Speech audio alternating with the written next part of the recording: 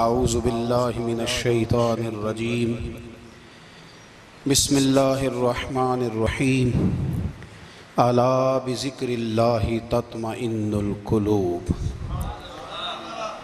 صدق اللہ العظیم وصدق رسولہ النبی الکریم ان اللہ وملائکتہ یصلون علی النبی یا ایہا الذین آمنوا صلوا علیہ وسلموا تسلیما اللہم صل علی سیدنا و مولانا محمد معدن الجود والکرم وآلہ وصحبہ وبارک وسلم۔ تمام تعریفیں حمد و ثنا اللہ تعالی جل جلالہ کے لیے۔ زاں بعد درود و سلام نبی اکرم نور مجسم شفیع معظم احمد مجتبی جناب حضرت محمد مصطفیٰ صلی اللہ تعالی علیہ وسلم کی ذات والا صفات کے لیے حمد و صلوات کے بعد قرآن مجید نے ارشاد فرمایا الا بذکر اللہ تطمئن القلوب، فرمایا خبردار ہو جاؤ اللہ کے ذکر میں ہی دلوں کا اطمینان ہے، اللہ کے ذکر میں دلوں کا چین ہے۔ لوگ بہت سارا مال، بہت ساری دولت، بہت ساری عقل اور بہت سارا شعور ہونے کے باوجود بے سکون ہیں۔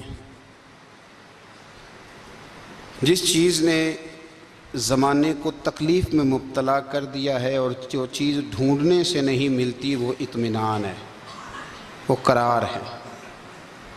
لوگ بھیک مانگتے ہیں، منت کرتے ہیں، دہائی دیتے ہیں کہ کہیں سے سکون کی دولت مل جائے، لیکن وہ میسر نہیں آ رہی۔ بڑے بڑے لوگ ہیں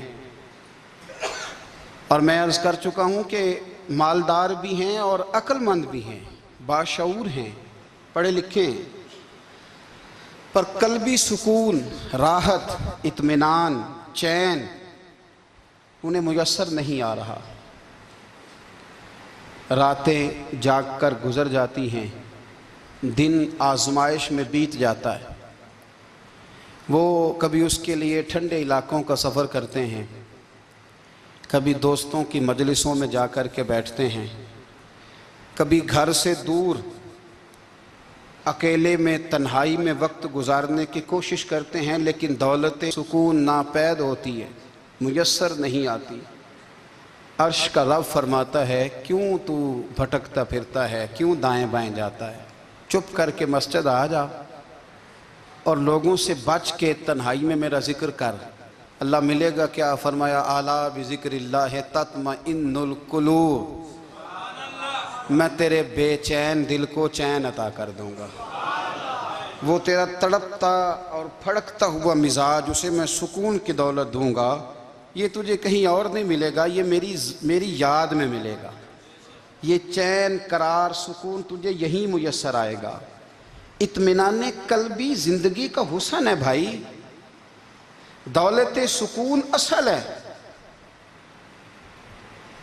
بڑے ٹھنڈے کمرے میں کچھ لوگوں کو نیند نہیں آتی، اور داتا صاحب رحمۃ اللہ علیہ آپ جائیں تو دونوں سڑکوں کے بیچ جو فٹ پاتھ ہے نا، اس پہ بھی کچھ لوگ سوئے ہوتے ہیں۔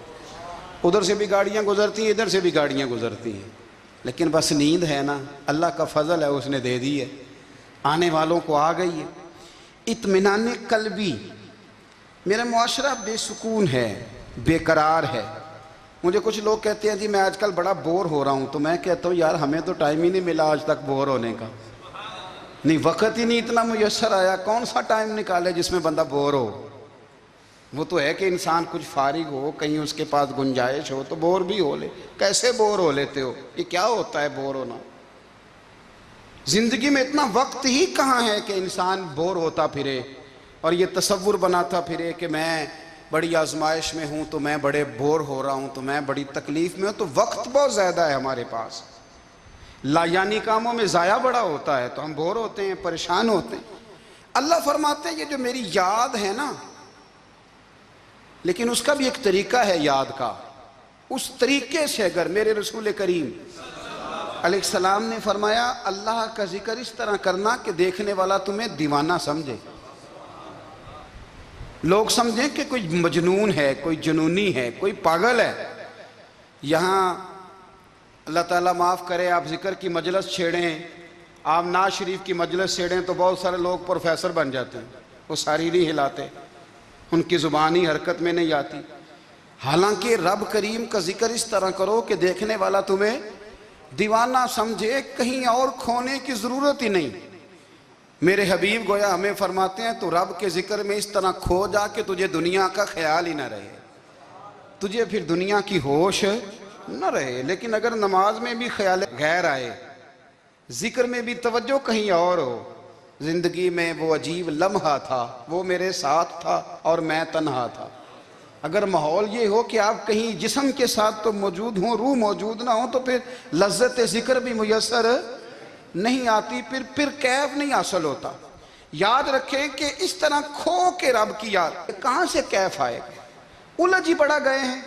وہ مستی، وہ سرور، وہ کیف جو اللہ کے ذکر میں ہوتا تھا، جو کبھی مرشد کامل کے سامنے بیٹھ کر لوگ اللہ اللہ کرتے تھے تو لگتا یہ تھا کہ یہ یہاں ہیں ہی نہیں، یہ تو کہیں اور چلے گئے ہیں، یہاں موجود ہی نہیں۔ لیکن اب وہ موج نہیں، وہ شوق نہیں، وہ درد نہیں، وہ ذیل نہیں۔ اقبال تڑپ کے کہا کرتے تھے، خرد کی گتھیاں سلجھا چکا ہوں، یا رب مجھے صاحب جنوں کر دے، اللہ مہربانی فرما، وہ کیفیت دے، وہ سرور دے۔ زندگی میں اگر اطمینان چاہتے ہو تو کبھی کبھی سب کچھ بھول کے نا تو مست ہو جایا کرو رب کی یاد میں۔ کبھی کبھی چھوڑ دیں دنیا، چھوڑیں یار موبائل، کسی وقت کریں اس کو بند، چھوڑیں اس بات کا خیال کہ فلانے نے سلوٹ کیا ہے کہ نہیں کی، چھوڑیں۔ حضرت باجزید بستامی رحمت اللہ تعالیٰ علیہ فرماتے ہیں میں نے اعتکاف کبھی اپنی مسجد میں نہیں کیا، اس لیے کہ سارے ہی ہاتھ چومنے والے، سارے ہی پیار کرنے والے۔ فرماتے میں جب اعتکاف کرتا تھا تو میں بستام سے دور نکل جاتا تھا جہاں کوئی مجھے جاننے والا نہ ہو۔ اٹھ بلیا چلو تھے وسیے جتھے وس دینی سارے ینے، نہ کوئی ساڈی ذات پچھانے تے نہ کوئی سانو مننے، چل ادھر چلیں۔ اٹھ بلیا چلو تھے وسیے جتھے وس دینی سارے ہی ینے، نہ کوئی ساڈی ذات پچھانے تے نہ کوئی سانو۔ اتنا شوق ہے سلوٹ کرانے کا، اتنا شوق ہے تعارف کرانے کا، اتنا شوق ہے اپنا بتانے کا، تو یہ چیز غلبہ کر جاتی ہے، پھر نام رہ جاتا ہے، روح نہیں رہتی، پھر وجود رہ جاتا ہے، پھر باطن کی کیفیت نہیں رہتی۔ خدا را اپنے آپ کو بے چین نہ کرو، بے قرار نہ کرو، بے سکون نہ کرو، رب کی یاد میں آ جاؤ، درود و سلام میں آ جاؤ، نعت کے حسن میں آؤ، تلاوت کی دنیا میں آؤ، سجدوں کے نور میں آؤ، آؤ کبھی کھول کے دل مسجد کی صفائیاں کریں، آؤ نہ کبھی کوئی بوڑھا دادی نانی دادا ان کے پاس بیٹھ کے پیر دبا کے اللہ کو راضی کرے۔ یہ کیف والی جگہ ہیں، یہ سرور والی جگہ۔ اتنی بے چین ہماری زندگی ہے، بے قرار ہے، تڑپتے ہوئے لوگ، لڑتے ہوئے لوگ، ایسے لگتا ہے ابھی ایک دوسرے کا گریبان تھام لیں گے، بے قرار بے چین۔ کسی کو انتظار کا کہا جائے نا کہ 10-20 منٹ کسی کا انتظار کرو تو بعض لوگوں مجھے ایسے لگتا ہے جیسے یہ ان کا کلیجہ پھٹ جائے گا، ڈاکٹر کے انتظار میں بیٹھے ہیں تو بڑے پریشان ہیں۔ کسی کو ملنے گئے ہیں کو آدھا گھنٹہ بیٹھنا پڑ گیا تو بڑی دقت میں ہیں۔ اپنے آپ کو سکون دیں۔ آپ یقین کریں بڑا مزہ آتا ہے، کبھی کسی کا انتظار کرنا پڑے تو 2-4 تسبیح درود شریف پڑھی جاتی ہے، یعنی ذوق بن جاتا ہے کہ چلو اللہ نے موقع دیا ہے، کوئی سرکار کو یاد کر لیں، تنہائی مل گئی۔ ہمارا مزاج جس سختی کا شکار ہے، وہ سختی آہستہ آہستہ ہمیں زیادہ آزمائش میں ڈال گئی۔ تو میرے بھائی زندگی میں اطمینان حسن ہے، اور وہ سب سے زیادہ اللہ کی یاد میں ملتا ہے، وہ سب سے زیادہ رب کریم کے ذکر میں۔ سب سے زیادہ جو چاہتا ہے نا دل ٹھنڈا رہے، زبان میٹھی رہے، وہ مدینے والے محبوب پہ درود و سلام پڑھا کرے، وہ حضور پہ درود و سلام پڑھا کرے، زبان میٹھی رہے گی۔ میرا ذاتی تجربہ ہے کہ جو آدمی اپنے اخلاق سنوارنا چاہے وہ حضور پہ درود شریف پڑھے، جو اپنے اخلاق سنوارنا چاہے، طبیعت کو ٹھنڈا رکھنا چاہے، وہ درود شریف پڑھے، اس کا دل سکون میں آئے گا۔ کچھ کام اور ہیں زندگی میں اطمینان کے لیے، ان کا ہونا بھی بڑا ضروری ہے۔ سب سے پہلے اگر آپ چاہتے ہیں نا زندگی میں سکون ہو تو حقیقتوں کا سامنا کرنا سیکھیں، آپ جو ہیں وہ رہنا سیکھیں، جو آپ نہیں ہیں وہ بننے کی کوشش نہ کریں۔ حقیقت کا سامنا کرو گے تو زندگی اطمینان میں آ جائے گی۔ ہم نے نا بہانے بنا لیے ہیں، ہیلے بنا لیے ہیں، جھوٹ کے سہارے اپنے آپ کو اونچا کر لیا۔ ایک آدمی سے کہا جاتا ہے تو رشوت نہ لے، تو کہتا ہے میں غریبوں سے نہیں لیتا۔ تو میرا سوال یہ ہے کہ امیروں کا حساب لینے کی اللہ نے تیری ڈیوٹی لگائی ہے، تیرے ذمہ لگایا ہے کہ تو امیروں کا حساب کر، تمہیں کیا ضرورت پڑی ہے؟ ہم نا بہانہ کرتے ہیں، رشوت لینے والے کا الگ بہانہ ہے اور سفارش والے کا الگ بہانہ ہے۔ حقیقت کا سامنا کریں، حقیقت کا۔ جو میرے ذمہ داریاں ہیں وہ میں نے پوری کرنی، جو آپ کی ذمہ داریاں ہیں وہ آپ جان نہ چھڑائیں، حقیقت پسند بنیں۔ میرے رسول کریم، پھر پڑھیے درود شریف، صلی اللہ تعالی علیہ وسلم۔ حضور صلی اللہ علیہ وسلم نے فرمایا کہ میری بیٹی سیدہ فاطمہ الزہرا رضی اللہ تعالی عنہا صرف جنتی نہیں، جنتی عورتوں کی سردار ہے۔ لیکن حضور نے یہ بھی فرمایا کہ فاطمہ یہ خیال رکھنا، اگر اللہ نے حساب پوچھا تو حساب تم نے خود دینا ہے۔ حقیقت کی طرف توجہ کرائی حضور نے، وہ صرف جنتی نہیں، جنتی عورتوں کی سردار ہیں، پر حقیقت کی جانب توجہ۔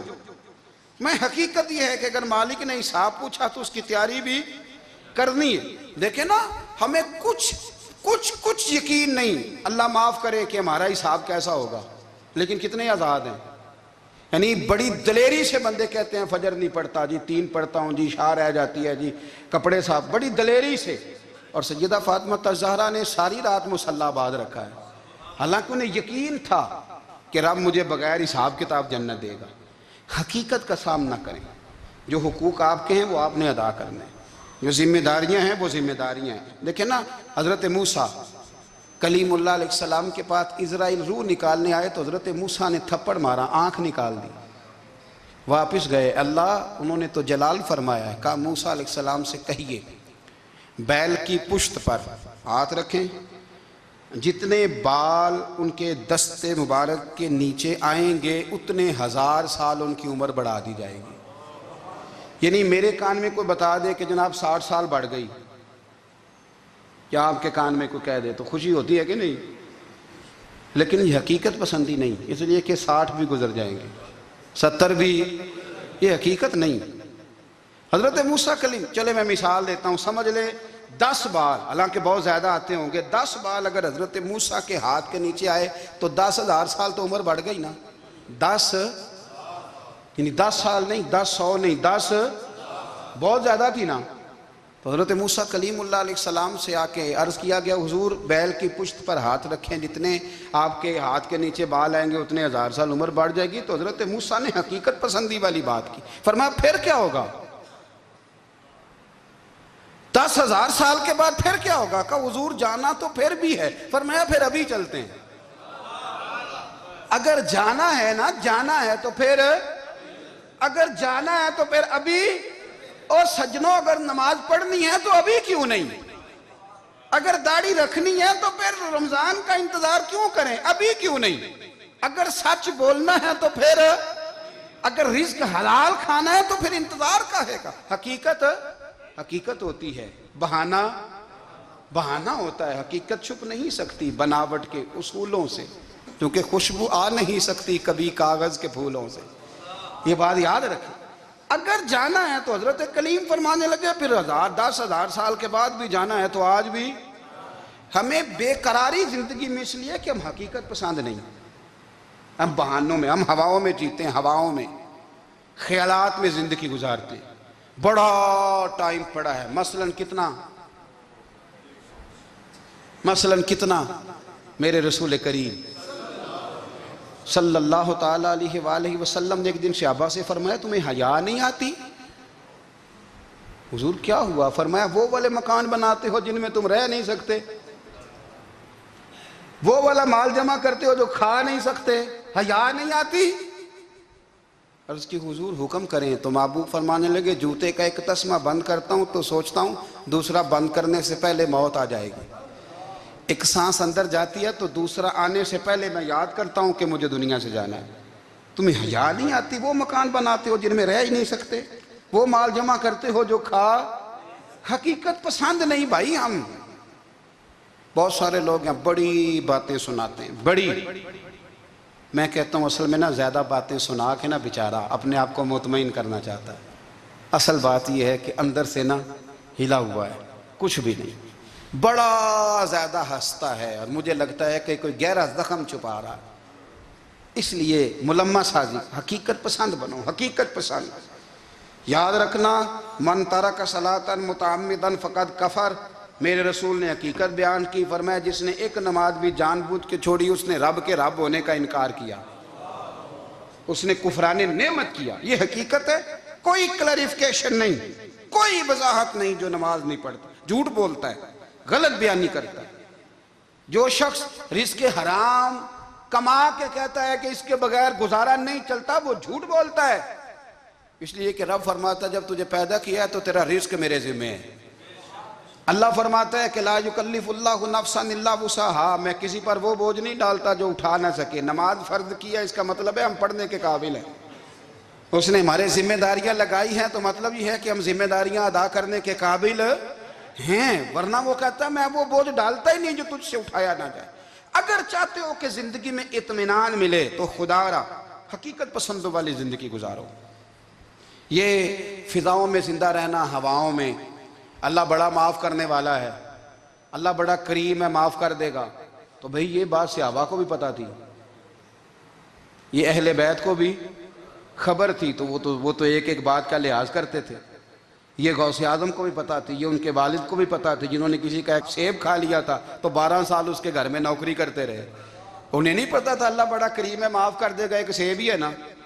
تو حقیقت پسندی آپ کو سکون دے گی، اور اگر آپ نے اپنے آپ کو غیر مطمئن کیا ہوا ہے، بات کچھ اور ہے، اور آپ نے اپنے آپ کو ڈال کسی اور طرف لیا ہے، تو پھر آپ کو سکون مل سکتا؟ سکون حقیقت پسندی میں، اصل میں سکون ہوتا ہے، اداکاری میں سکون نہیں ہوتا۔ تیسری بات سنیں، اگر آپ چاہتے ہیں زندگی میں مطمئن رہیں تو دنیا داروں سے امیدیں توڑ دیں،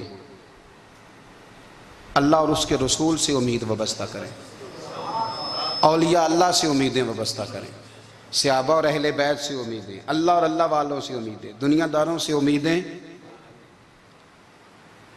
آپ کو پتہ ہے دنیا دار کی تباہی کب ہوتی ہے؟ جب انہیں خوش آمدی مل جاتا ہے۔ چودھری کا بیڑا اس وقت غرق ہوتا ہے جب اسے چودھری کہنے والے زیادہ ہو جاتے ہیں۔ سیٹھ صاحب اور نواب صاحب بیچارے تباہ تب ہوتے ہیں بھولے پن میں، جب ان کے دائیں بائیں ریلا ہوتا ہے سیٹھ صاحب کہنے کا، لوگ انہیں کھانا چاہتے ہیں، پیار ان کا نہیں ہوتا، ان کی جیب کا ہوتا ہے، محبت ان سے نہیں ہوتی، ان کی کرسی سے ہوتی ہے، ضروریات کا پیار ہوتا ہے، تباہ کر دیا جاتا ہے۔ ہماری ساری توقعات دنیا داروں سے وابستہ ہو گئی ہیں، ناراض نہ ہونا۔ پیروں نے، مولویوں نے، درویشوں نے، انہوں نے بھی سیٹھ رکھے ہوئے جلسوں کی صدارت کرانے کے لیے، یعنی مذہبی جلسہ ہے، اس میں بہت زبردست پڑھے لکھے صاحب تقوی عالم کا خطاب ہے، اور کی صدارت وہ بندہ کر رہا ہے جس نے عشاء کی نماز بھی نہیں پڑھی، وہ بندہ صدارت کر رہا ہے۔ کیوں؟ اس لیے کہ اس نے ₹1,00,000 دیا محفل میں۔ خدا را دنیا داروں سے امیدیں چھوڑ دیں، ورنہ آپ کمزور پڑ جائیں گے، آپ کی امیدیں ٹوٹیں گی۔ کتنا کمزور ہے وہ شخص جو 2-4 ہزار کے لیے کسی بندے کی چاپلوسی کرتا ہے، اس کے پیچھے بھاگتا ہے، خوش آمدیں کرتا ہے، تھوڑے سے نوٹوں کے لیے، دکھ سکھ میں کام آئے گا اس کام کے لیے۔ میرے رسول کریم علیہ السلام نے فرمایا جس نے بندوں کو راضی کرتے کرتے رب کو ناراض کر دیا، اس کی دنیا بھی گئی اور آخرت بھی گئی، اور فرمایا جس نے بندوں کی پرواہ نہیں کی، اللہ کو راضی کیا، فرمایا اگر رب راضی ہو گیا تو لوگوں کے دلوں میں بھی محبت پیدا فرما دے گا۔ کیا ضرورت ہے خوش آمد کرنا دنیا داروں کی، سیٹوں کی، نوابوں کی، چاپلو۔ اور میں آپ کو ایک بات بتاؤں، ہوتا پتہ کیا ہے؟ یہ جو حب جا اور حب با ہوتی ہے نا، اس سے پیٹ نہیں بھرتا۔ آپ کو اگر خوش آمد کرنی ہے تو پھر آپ کو ساری زندگی کرنی ہے۔ پھر ان کو بھی پتہ ہوتا ہے کہ تعلق کس بنیاد پر ہے، اس میں کبھی بھی خلوص پیدا نہیں ہوتا، آپ بے چین رہتے ہیں، بے قرار رہتے ہیں، آپ کو تکلیف رہتی ہے ہمیشہ۔ کبھی بھی دنیا داروں سے امیدیں وابستہ نہ کریں۔ ایک بات سنیں بڑی شاندار، امام غزالی نے لکھی ہے۔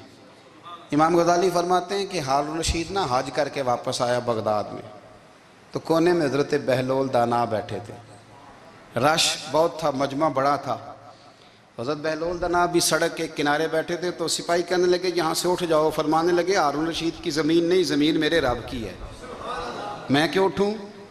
وہ قریب سے گزرا تو سلام لی، تو آپ نے اس کا پروٹوکول دیکھا تو فرمانے لگے ہارون رشید تجھ سے تگڑے تگڑے موٹے موٹے پروٹوکول میں نے لوگوں کے دیکھے ہیں، اور یہ جو تیرے دائیں بائیں آج تیرے نعرے لگا رہے ہیں یہ پہلے ان لوگوں کے نعرے لگایا کرتے تھے، اور تھوڑا وقت گزرنے دے، جو تیرے بعد آئے گا نا یہ سارے پھر ان کے نعرے بھی لگائیں گے۔ تو جھوٹ کی دنیا میں زندہ ہے، ان سے تو نے امیدیں وابستہ کی ہیں، یہ کل اس کے نعرے لگائیں گے۔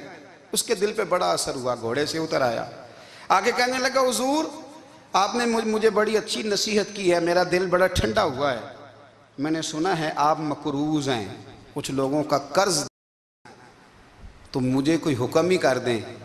آپ ہنسنے لگے، فرمانے لگے یار تو بڑا ہی بیوقوف ہے، بڑا ہی بیوقوف ہے تو، میں تجھے نصیحت کر رہا ہوں تو مجھے الجھا رہا ہے، حضور کوئی حکم کر دیں۔ کیا خوبصورت انداز ہے رب کریم کے بندوں کا۔ حضرت بہلول دانا فرمانے لگے تیرا رب کون ہے؟ کہا اللہ، تو فرمایا میرا کون ہے؟ کہا اللہ۔ فرمانے لگے یہ تو نہیں نہ ہو سکتا کہ اللہ ہارون رشید کو دیتا رہے اور بہلول دانا کو بھول ہی جائے، یہ تو نہیں نہ ہو سکتا کہ ہارون رشید کو دیتا رہے اور بہلول دانا کو بھول جائے۔ فرمایا اس کا دل، اس کا ارادہ ہوا، ارادہ قدرت ہوا کہ بہلول مقروض رہنا چاہیے، تو اگر رب مجھے رکھنا چاہتا ہے، دکھ قبول محمد بخشا راضی رہن پیارے، اگر وہ چاہتا ہے میں مقروض رہوں تو میں بھی چاہتا ہوں کہ میں مقروض ہی رہوں، یہ تو نہیں نہ ہو سکتا کہ تجھے دے اور مجھے نہ دے۔ فرمایا میری تجھ سے کوئی امید نہیں، مجھے جب بھی دے گا میرا رب بھی دے گا، اور وہ دے گا تو پھر انشاءاللہ خزانے کھول کے دے گا۔ دنیا داروں سے امیدیں وابستہ کرنا، لوگوں کے پیچھے، یہ چھوڑ دیں، آپ بے چین رہیں گے، بے قرار رہیں گے۔ اللہ والوں سے ضرور امیدیں وابستہ کریں، اس لیے کہ ان کے پاس جو کچھ ہوتا ہے وہ دراصل رب کا ہی ہوتا ہے، لیکن سیٹھوں سے، نوابوں سے، سیاستدانوں سے باز آ جائیں، ہماری بڑی امیدیں وابستہ ہیں۔ میں اکثر کہتا ہوں جتنے پھیرے نوکری کے لیے دنیا دار کے دروازے پہ لگائے ہیں نا، اس سے کم دفعہ مسجد میں نفل پڑے ہوتے تو رب اتنی بڑی مہربانی فرما دیتا۔ تیسری بات یہ یاد رکھیں، اگر سکون لینا چاہتے ہیں نا، اگر سکون لینا چاہتے ہو نا تو لوگوں کو ڈسکس کرنا بند کر دو۔ کس کو اللہ نے کتنے پیسے دیے ہیں وہ جانے اور اللہ جانے، کس کو اللہ نے کتنی گاڑیاں دی ہیں وہ جانے، اور لوگوں کو ڈسکس کرنا جی۔ یعنی میں ایک جگہ بیٹھا تھا تو ایک صاحب گاڑی والا گزرا، گاڑی میں بیٹھ کے، اس کا پڑوسی تھا، کہندے تھا منہ ہے کار والا، میں کہ وہ تے ہے تاں ہی بیٹھا ہے، تے ہن میں کہ سمجھانا سی نا انہوں، میں کہ توں تے میں حساب لائیے بھی ساڈے کول کوئی نہیں، وہ تے ہے، لیکن نا اللہ نے اسے دی ہے نا، تو اللہ نے چاہا نا وہ کار میں بیٹھے، تو اس نے پھٹے پہ بیٹھ کے یہ تبصرہ کیا کہ منہ ہے کار والا، میں کہ ابھی وہ تے ہے تاں کار ہے۔ اب مجھے اور تجھے اندازہ لگانا چاہیے کہ ہم کیا یہ بحث ہے، یعنی اللہ کو چاہیے تھا معاذ اللہ کے پہلے تجھ سے پوچھتا کہ اسے کار دینی ہے کہ نہیں، کیا مطلب فضول بحث ہے۔ وہ چیز ہمیں اتنا تنگ کرتی ہے، اتنی تکلیف دیتی ہے کہ آپ یقین کریں سارا دن اسی کو ڈسکس کرتے ہیں، سارا دن۔ اس کے پاس گاڑی ہے، اس کے پاس کار ہے، فلانے کا پیسہ 1 نمبر ہے، فلانے کا 2 نمبر ہے، فلانے کا 6 نمبر ہے، اصل بات کے اندر حسد ہے، اس کو نکالو۔ ایک بات کہنے لگا ہوں، اسے یاد رکھنا، میرے اعلیٰ حضرت رحمۃ اللہ علیہ فرمایا کرتے، حسد کرنے والا بندوں پر اعتراض نہیں کرتا، اللہ پر اعتراض کرتا۔ وہ کہتا ہے اللہ اسے کیوں دیا ہے، اتنا کیوں دیا ہے، معاذ اللہ وہ اللہ کی تقسیم پر اعتراض کرتا۔ حسد کرتے ہو بے چین رہو گے، حسد آپ کے دل کو تڑپا کے رکھ دے گا، چھوڑے۔ اللہ بڑا کریم ہے، جس کو جہاں چاہتا ہے وہاں بٹھا دیتا ہے۔ آپ قطعاً اس بحث میں نہ پڑیں کہ اللہ نے کس کو کتنا دیا ہے، کب دیا ہے، کیوں دیا ہے، وہ بڑا بے نیاز ہے۔ حسد آپ کو تباہ کرے گا۔ دنیا میں پہلا گناہ جو ہوا تھا وہ حسد تھا۔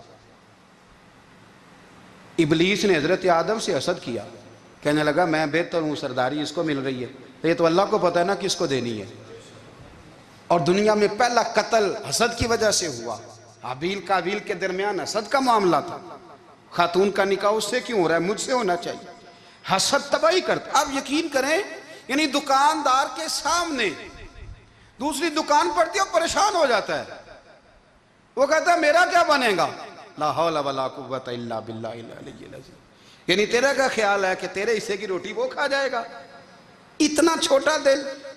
یعنی تیرا موقف یہ ہے کہ تیرے حصے کا نصیب اس تک چلا جائے گا، یہ تیری خواہش ہے. ایک دوسرے کی کمزوریاں بیان کرنا، اس کا تو مال ہی ناقص ہے جی، اس کے تو پاس ہی کچھ نہیں. یہ تو کمزور لوگوں کا طریقہ ہے. میرے رسول کریم علیہ السلام گزر رہے تھے، پت جھڑ کا موسم تھا، خزاں کا موسم تھا، درختوں کے پتے جھڑ رہے تھے. صحابہ کو ساتھ لے کے حضور گزرے اور ایک درخت کی ٹہنی کو پکڑ کے حضور نے ہلایا. صحابہ فرماتے ہیں کہ چھم چھم اس کے پتے گرے، زمین پر ڈھیر لگ گیا. حضور نے فرمایا دیکھا تم نے کیا ہوا؟ حضور ہاں. فرمایا کتنی تیزی سے پتے جھڑے ہیں، صرف تنا رہ گیا ہے اور خالی ٹہنیاں رہ گئی ہیں، کوئی حسن بچا ہے؟ حضور نہیں. تو نبی کریم فرمانے لگے جو حسد کرتا ہے نا، اس کی نیکیاں بھی اسی طرح جھڑ جاتی ہیں، اسی طرح. اور ایک جگہ حضور فرمانے لگے جس طرح راکھ لکڑی کو آگ کھا جاتی ہے، جس طرح لکڑی کو آگ، جب آگ کھا جائے تو پھر لکڑی کو لکڑی نہیں کہا جاتا، راکھ کہا جاتا ہے، کوئلہ کہا جاتا ہے، اس کی اصل باقی یعنی اسے کھائی جاتی ہے. تو حضور علیہ السلام فرمانے لگے جس طرح آگ لکڑی کو کھا جاتی ہے، فرمایا اسی طرح حسد نیکیوں کو کھا جاتا ہے، نیکیاں رہتی نہیں. حسد کرنے والے کے پاس نیکیاں یعنی ان کی اصل شکل موجود، کبھی بھی حسد نہیں کریں. اللہ کی تقسیم ہے، جس کو چاہے جب چاہے جتنا چاہے عطا کرے. اور چوتھی بات میرے بھائی، کبھی بھی بغض نہ پیدا کریں. بغض والے لوگ بے سکون رہتے ہیں. بہت ساری کمزوریاں ہمارے اندر ہوتی ہیں نا، پھر اللہ ہماری روزی تو نہیں نہ بند فرماتا. یہ تو نہیں کہتا کہ زمین سے نکل جاؤ. اگر یہی والا معاملہ ہو جو ہمارا ہے کہ شادی پہ اس نے میرے ساتھ برا سلوک کیا تھا، اب ساری زندگی بغض رکھنا ہے. اگر یہی معاملہ فرشتے اللہ کی بارگاہ میں کہیں کہ یا اللہ اس نے فلانے دن شراب پی تھی، اب اس کو زمین میں نہیں رہنے دینا، نظام زندگی چلے گا. تو اگر اللہ ہمیں معاف کرتا ہے تو ہم بندوں کو معاف کیوں نہیں کرتے؟ آپ یقین کریں اتنی لمبی عداوتیں، اتنا لمبا حسد، اتنا لمبا بغض، اتنا لمبا. حدیث میں نے پڑھی، میں حیران رہ گیا. میرے نبی کریم علیہ السلام نے فرمایا اپنی بیوی سے کبھی بغض نہ رکھنا. اگر اس کی ایک بات ناپسند ہو تو اسے چھوڑ کے وہ بات دیکھو جو تمہیں پسند ہے. میں اس حدیث کو پڑھ کے سوچنے لگا کہ کیا بیوی کا بھی بغض رکھتے ہیں لوگ؟ اب حضور نے کہا ہے تو اس کا مطلب ہے لوگ بیوی کا بغض بھی رکھتے ہیں. اب اس پر استدلال کر کے مجھے کہنا پڑے گا کہ سسرال والوں کا بغض بھی رکھتے ہیں. کہنا پڑے گا کہ بھائی کے سسرال والوں سے بھی بغض رکھتے. اس حدیث کی روشنی میں سمجھا کہ لوگ بھابھی کا بغض بھی بغض رکھتے ہیں. بغض، ورنہ عادتیں تو ہماری بھی کئی بری ہوتی ہیں. اگر عادات ایک وجہ بنے اختلاف کی تو عادتیں تو ہماری بھی کئی بری ہیں، لیکن ہم اپنی بری عادتوں سمیت اپنے آپ سے پیار کرتے ہیں، اور سامنے والے کی ایک بھی عادت بری ہو تو اس سے بغض رکھتے ہیں. بغض نہ پیدا کریں. میرے نبی پاک علیہ السلام نے فرمایا کچھ چیزیں تمہارے دین کو مونڈ ڈالیں گی، تباہ کر دیں گی، کاٹ دیں گی. حضور کون سی؟ فرمایا حسد، تکبر اور بغض، یہ تمہارے دین کو تباہ کر دیں. ہم بے چین اس لیے ہیں کہ ہم نے بہت سارے لوگوں کا بغض پالا ہوا ہے، اور ہر فیلڈ میں سیاستدان نے سیاستدان کا، ذاتیات پر اتر کے بات کرتے ہیں، معزز ترین لوگ، تاجر نے تاجر کا، اللہ ماشاءاللہ بعض جگہ پہ اہل علم بھی ایک دوسرے سے عداوت رکھتے ہیں. خدا را دل رب کریم کے آنے کا ٹھکانہ ہے. یہ صاف ہوگا تو اس میں رب رسول کے جلوے ہوگے.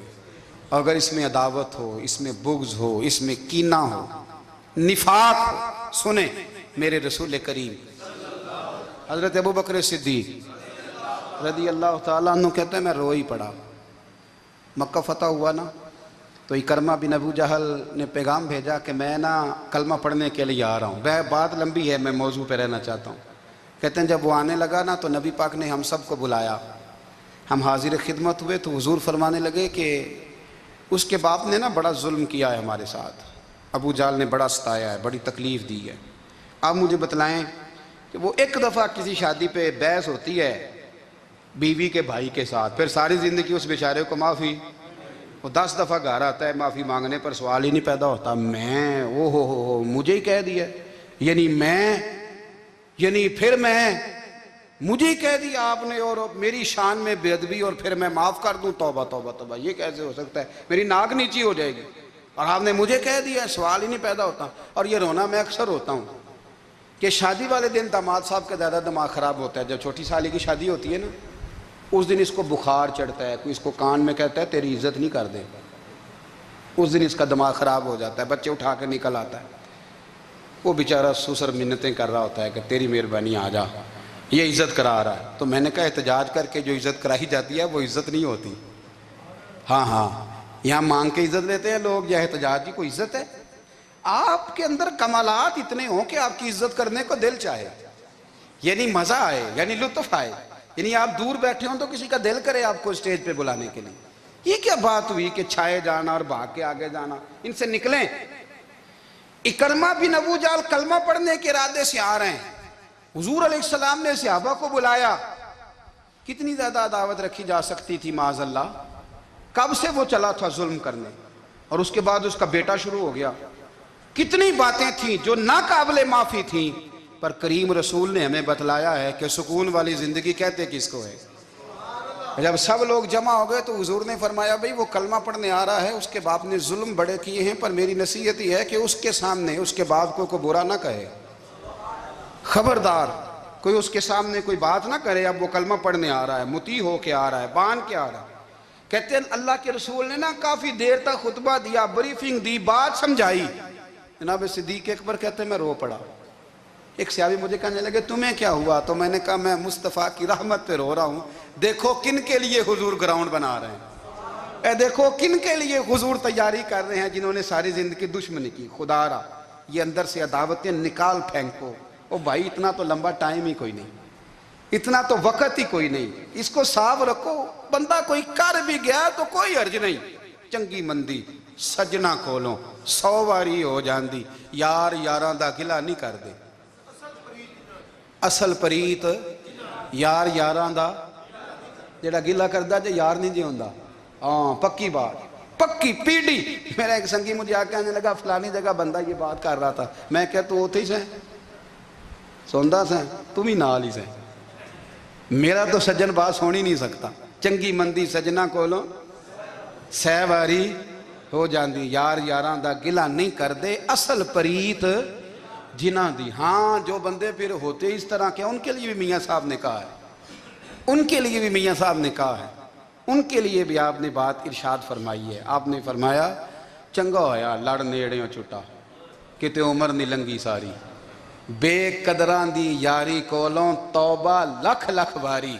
او چنگا ہویا لڑ نیڑیوں چھٹا، کتے عمر نہیں لنگی ساری۔ یہ اس طرح کا تھا نا، شکوے کرنے والا، بغض رکھنے والا۔ فرمایا بے قدران دی یاری کولوں توبہ، یعنی لاکھ تے لاکھ کنے ہو گئے، یعنی 2 لاکھ باری توبہ کی تھی انہوں نے، گنی نہیں جا سکتی جتنی میاں صاحب نے توبہ کر دی۔ بے قدرے دوست، بے قدران دی یاری کولوں توبہ لکھ لکھ باری، چنگا ہویا لڑ نیڑیوں چھٹا، کتے عمر نہیں لنگی ساری۔ تو مہربانی کریں، ایک تو اگر آپ مطمئن رہنا چاہتے ہیں تو کبھی کبھی نا مست ہو کے ذکر الہی کریں، مست ہو، وہ والا ذکر نہیں جس میں آپ موبائل بھی دیکھ رہے ہیں اور کہانیاں بھی۔ میرے سامنے کو بندہ جمعے والے دن یا تقریر کے درمیان تسبیح لے کے بیٹھ جائے تو میں اس سے پوچھتا ہوں تو دو کام ایک ٹائم جی میں پہ کرنا ہے؟ میری بھی بات سن رہے ہو، تسبیح پڑھی تو ممکن ہی نہیں۔ تسبیح تو تسبیح ہے، جب وہ ہوگی تو پھر کوئی اور کام سوال ہی نہیں پیدا ہو۔ ایک تو ذکر کریں محو ہو، دوسری بات حقیقت کا سامنا کریں۔ آپ اگر مطمئن رہنا چاہتے ہیں تو حقیقت پسند بنیں۔ تیسری بات حسد چھوڑ دیں، دوسروں کو ڈسکس کرنا چھوڑ دیں، آپ یہ دیکھیں کہ اللہ نے مجھے کیا کچھ دیا، اس پہ راضی رہیں۔ اور چوتھی بات عداوت چھوڑ دیں، سینے میں کینہ چھوڑ دیں، آپ کی زندگی مطمئن ہو جائے گی، آپ خوشحال رہیں گے۔ وہ جو آپ لفظ کہتے ہیں نا کہ میں بور ہوں، میں پریشان ہوں، اس سے آپ نکل آئیں گے۔ اللہ ہمیں محبوب کی غلامی میں زندہ رکھے، غلامی میں موت